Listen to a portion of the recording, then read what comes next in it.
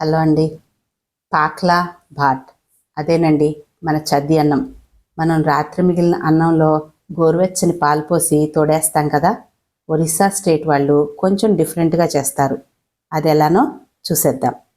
రాత్రి మిగిలిన అన్నంలో ఫుల్గా అన్నం మునిగేట్టుగా నీళ్లు పోసేద్దాం.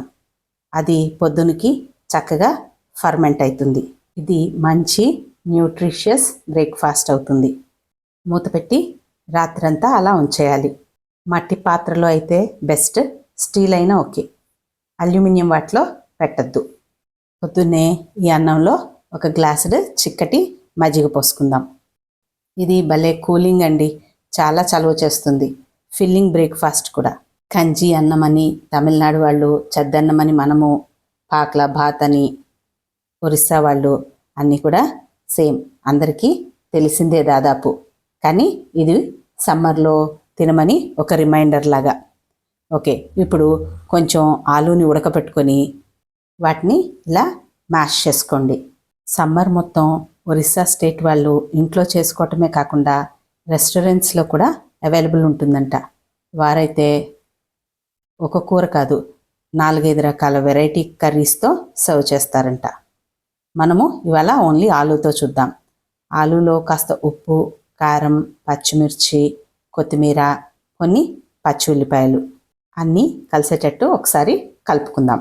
ఇడ్లీ, దోశ అలాగా రెగ్యులర్గా తినేవి కాకుండా ఎప్పుడన్నా మనము బాయిల్డ్ పొటాటో కూడా మంచిదే బ్రేక్ఫాస్ట్లో. సో ఇప్పుడు ఇది సర్వ్ చేసుకుందాం. పాక్లాబాత్ని, అదే మన చద్దన్నాన్ని మనము బౌల్లోకి సర్వ్ చేసుకుందాం.